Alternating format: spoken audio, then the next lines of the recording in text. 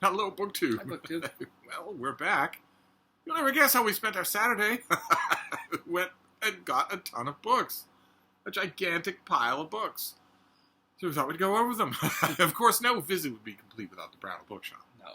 So we had to go there. But we also went to a thrift shop, a Goodwill, that had a wall of books. They not much that interests you, but plenty that interests me. So we have a pile of books, and I have more than you do. So should I go first? Might as well, yeah. Well, I found this. I am just overjoyed that I found. I did not know that this existed. Who is this? Harper Bloomsbury did backward ran sentences. This is a big, thick anthology of the writings of Walcott Gibbs for the New York. Which I have 2 old mass market paperbacks of this guy's writing. I love it. Did not know that it was ever collected, and of course, those 2 old paperbacks together would not, in a million years, equal this. So there must be a ton of stuff in here that I don't know.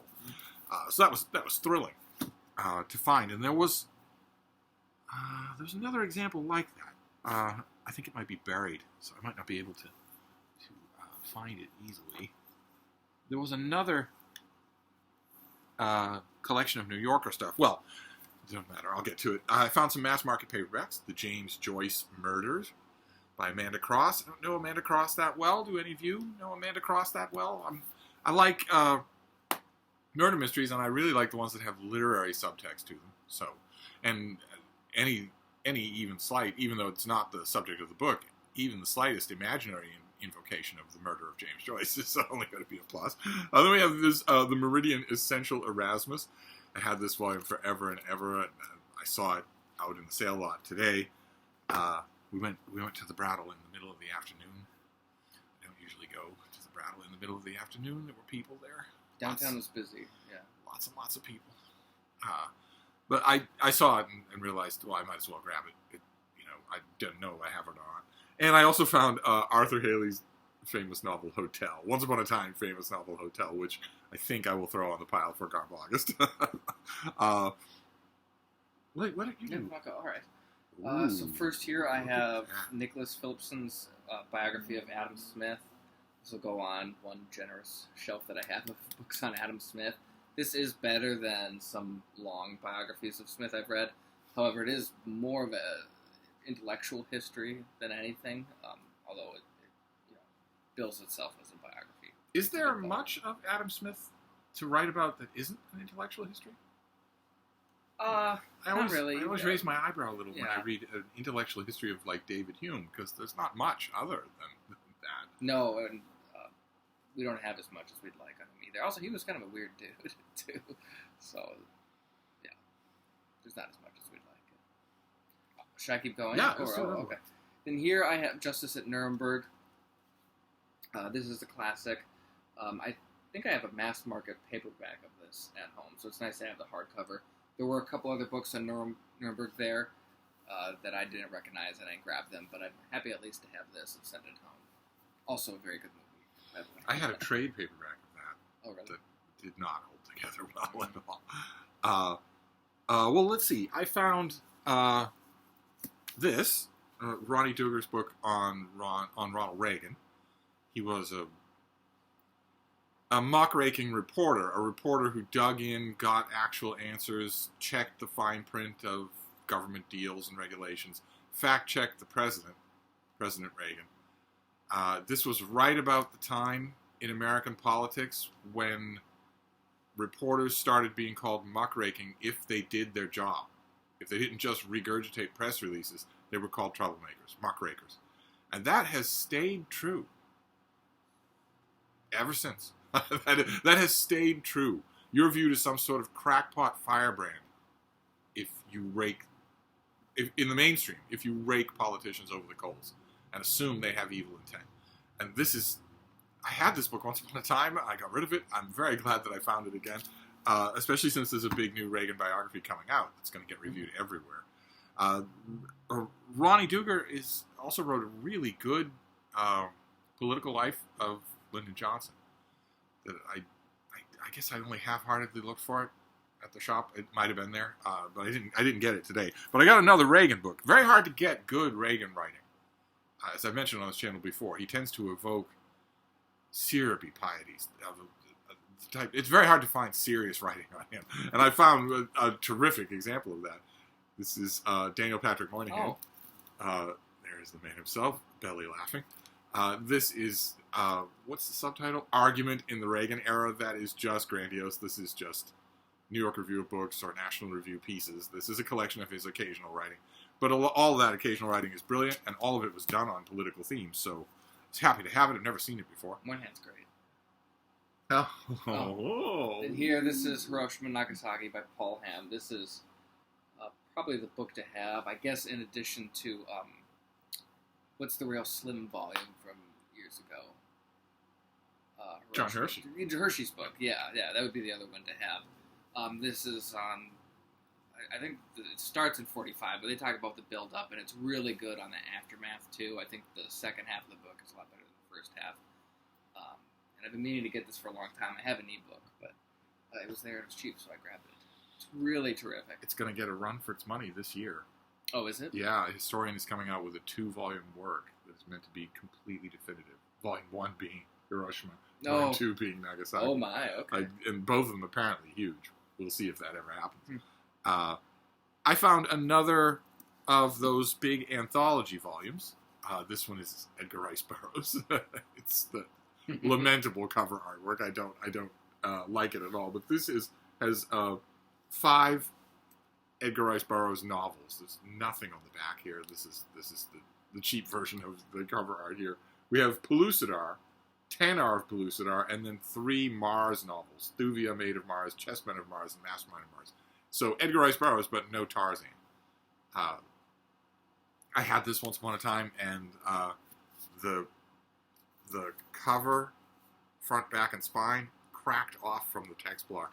So I'm worried, of course, that it's going to happen this time as well. But then I found Snake Charmers in Texas, Clive James. This is a UK, I think, a UK trade paperback of collected essays of his. I have the big fat volume, but a lot of this won't be in that volume. I always say, you get to the big doorstop volumes, they are the result of the writer picking and choosing. And if you can find earlier volumes, great example of that is Gore Vidal.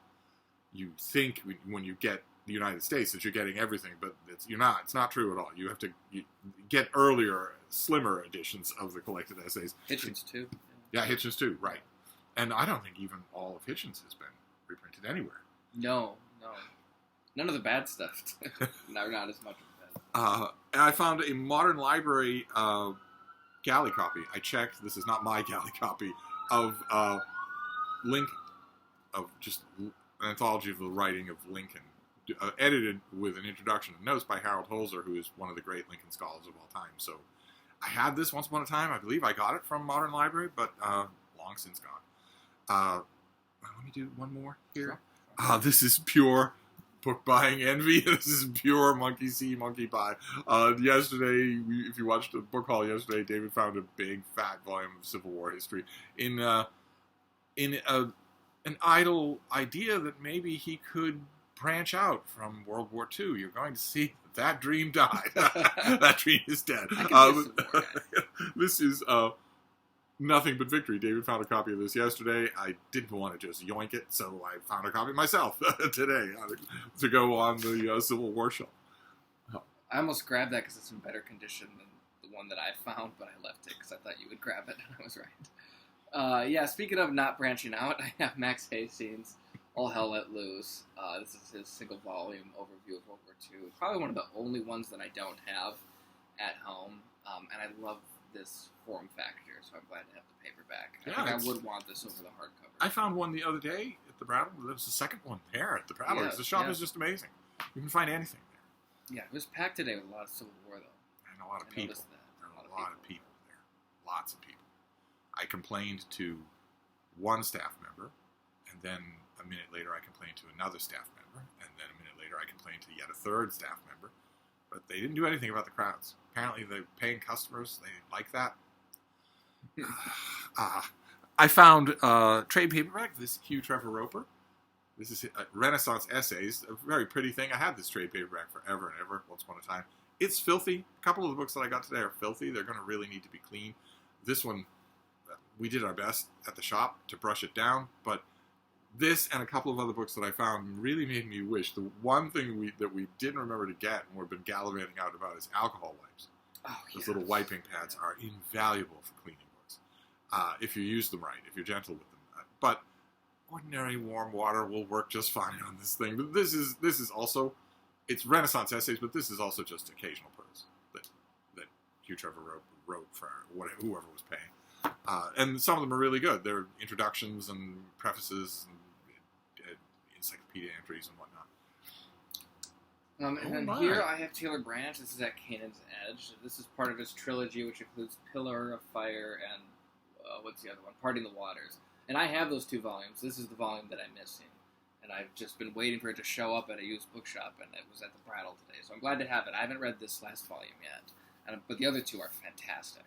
Were the other volumes there? No, this was it. You just found the one volume? Just found the one. It was the one I needed, yeah. I found a collection that I love. I love the idea of it. I looked high and low for volume 2. This is very clearly put volume 1. Collected Stories of Robert Silverberg, the great science fiction author Robert Silverberg. This is volume 1. I'm going to have to go online and see if volume 2 was ever made. Was volume 3 made? No idea. Robert Silverberg has written a lot of stories. I don't know what's in here, but I'm going to love sinking in with this author. I've read almost nothing by this author that I don't love. So I'm very happy to have... I always say on this channel how I wish that I had a nice big fat collected stories of Silverberg. Oh, here's the other one. Here's the other thing I was talking about. This is another collection of writings from the New Yorker. This is just a different writer, long since gone, once a staple of the magazine. I love his work. I don't think I've ever had a collection, so this was great. I got 2 fat collections of New Yorker writings, which I love. So, a lot of it will be book related too. So I'll do these 2 together because I can be maybe a Civil War guy eventually. So I found Death of a Nation. Wait till the end of the video. And I got this because I saw it on your bookcase. He's really good. So is he? Okay, good. And then here, this is the 3rd volume of Lee's Lieutenants. And Steve got all 3 of these at, I think it was the Book Barn. The Book Barn, when we were there last time. I came out to visit. This is the only volume I saw. I got this in the lot, and I didn't see further volumes in the shop. So I'll have to keep an eye out for the other 2. David stunned me last night. I got those 3 volumes of Lee's Lieutenant at the Book Barn for $1 a piece. They were in just a $1 room. And he stunned me last night by saying that the collection online can be very expensive. Yeah, I saw a collection for $150. That's what I saw of them. I may take it for 150 cents. Not $150. Good Lord. I found this thing here, the Saturday Evening Post. I've talked about them before. They still are published. A lot of you, I raised the question the other day, is the Saturday Evening Post still in production? A lot of you told me, yes, it is. You can't subscribe. But once upon a time, they were the biggest thing in the magazine world. And they were the product of many, many anthologies. And this one is animals. All of the different animal stories, animal covers. Look at that great Norman Rockwell. That is spring. That is springtime. This has all sorts of animal stories and periodic artwork. The Bear by William Faulkner. Where there's brutality towards the bear that you wish were directed at Faulkner. So that's great. That oversized thing, that's going to take, an hour to just sink myself in and love it. I'll probably write about it. And then it will go in the little book room. Not out here. I'm sure there'll be stuff in it, lots of stuff in it that I will just love. Oh, okay. Oh my. How's the old Civil War dream going? This has to be gradual, right? I can't give up this still. So I have a few books here, and yes, the World War II. This first one is The Battle of Normandy by Robin Nealons, I guess. I don't know this book, but it's a great topic. This is after you've established a beachhead, and then you're pushing into Normandy, what this is about. Which is a topic that a lot of historians argue about, so this is going to be fascinating to see which direction he takes. And also, a lot of people don't realize, for example, that was in Normandy was the highest concentration of panzer divisions throughout the whole war. People don't know that. So there's lots of interesting stuff to talk about after you have the beachhead established. So that's great. Of course, it was hopeless at that point because once you have space to get resources, then it was over. Once you have supply. Yeah. Once you have the sea supplying you. And it wasn't, I mean, it was by I think mid or late July, U.S. troops were coming straight from the States to Normandy. They weren't stopping in the UK anymore, right? So, yeah. And then here, this is on the fall of France. This is Ernest May. I think I have a couple other books at home on the fall of France. This is one of the standard ones. I have Shires at home and one other, but not that one, so glad to have it. And then these two, this is Roger Parkinson, who's a great World War II historian, and I think he's got another book on World War I and some other stuff, but these two volumes I'm not actually familiar with. Look at that. This is from Dunkirk to Alamein, and this is from Munich to Dunkirk, so obviously the other way around. So I don't know if there's more volumes, in this series, and I'm missing it, but either way, glad to have these, because he's fantastic. So. You'd kick yourself if you left those. I know, I almost did, but I'm glad I grabbed them, so... Oh no! Okay, I've got a lot more. Okay. I found that. All right, you're gonna finish up a lot of me when none of you want to. You want just to hear David whine on.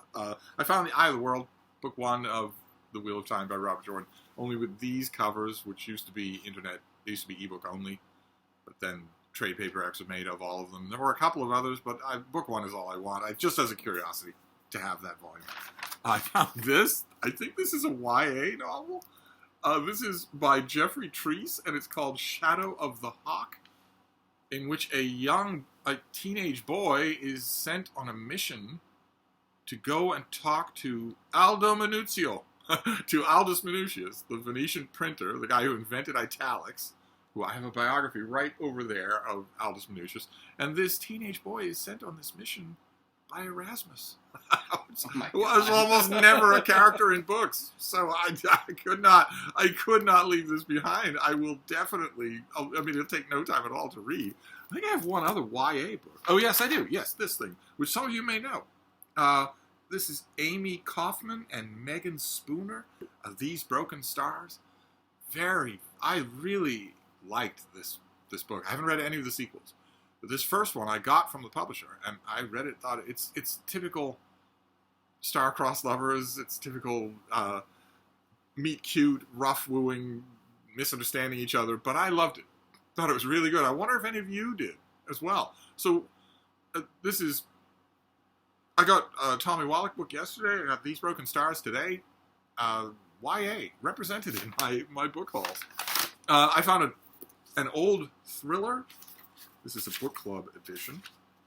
1975. This is The Prometheus Crisis by Thomas Scotia and Frank M. Robinson, in which a nuclear reactor melts down. Now I'm wondering, I don't know anything about this book, but now I'm wondering, is that Frank M. Robinson, the science fiction author? The author of The Dark Between the Stars? Is this the same? I imagine it probably is. That Frank M. Robinson probably wrote all kinds of things. But I've never seen this before. I'm sure that I have seen it in bookstores, but I found just a trade paperback of The Other Boleyn Girl. Don't have it. I have it as an ebook, but I don't have it as a physical book. That broke the ground, laid the foundation for Wolf Hall, and I like it. It's nowhere near as good as Wolf Hall, but I like it. And it's got schmutz on it. See, so I really do need alcohol wipes and just don't have them. Another. See, all of these are the things that I got at the Goodwill, at the thrift store. And they're very thrift store type things. The Other Boleyn Girl is going to be there. Ken Follett is going to be there. And maybe that's why it just didn't appeal to you, because it was very. I can see it at home. Yeah, why bother to ship it if you're going to? Like, for instance, this thing. Mary Ann Schaefer and Annie Barrows, the Guernsey Literary and Potato Peel Pie Society. The occupied Guernsey Islands during World War II, and the Nazis are everywhere. And the idea of clandestine communications being done around books seems natural, and what happens in the story is that the love of books, the escape of them, the restorative nature of them really helps everybody against the occupation of the Nazis. Ends up being a wonderful love letter to reading. I don't have a lot more, I promise. Oh no, you've got one. There you go. Oh. All right, we'll let you finish up. I found Roger Pasquier's book on watching birds. I've had this many times before. It's full of illustrations. It goes through bird mating behavior and anatomy and personality, and also ways to watch them. The book eventually gets around to ways to watch them, good ways to get the best result in all kinds of terrains.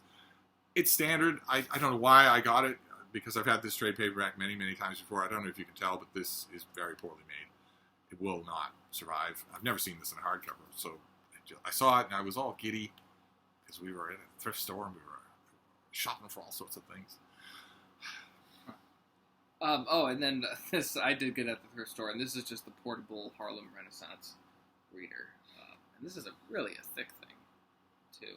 I didn't recognize a lot of the writers in it, so this is going to be good. A lot of these will be new to me. But there's also some standard stuff in here that you would expect. Like, I think it starts with Du Bois. Yeah. Alan Locke's got to be in there. Marcus Garvey. Oh, my. Yes, a whole of Alan Locke's The New Negroes. Mm-hmm. So, that'll go on my Viking shelf. All right. Well, there we go. It's possible that this is the last book haul of the visit. That's possible. Yeah. We'll see. But We still don't have really set plans, so it could happen. No. Stranger things have happened. Yeah. But it was fun. Gigantic pile of books. Fantastic. Lots of fun. Yeah. Had to go to the Brattle, even though it was on a weekend and in the middle of the day. Still, it was wonderful. So there you go. Lots and lots more books in David's doomed attempt to leave World War II behind. It's never going to happen. It's the 2-to-1 ratio today alone. But we'll all be there to watch next year when you make another video. Anyway, we're going to wrap it up and go pay attention to the bean. We'll be back. Thanks,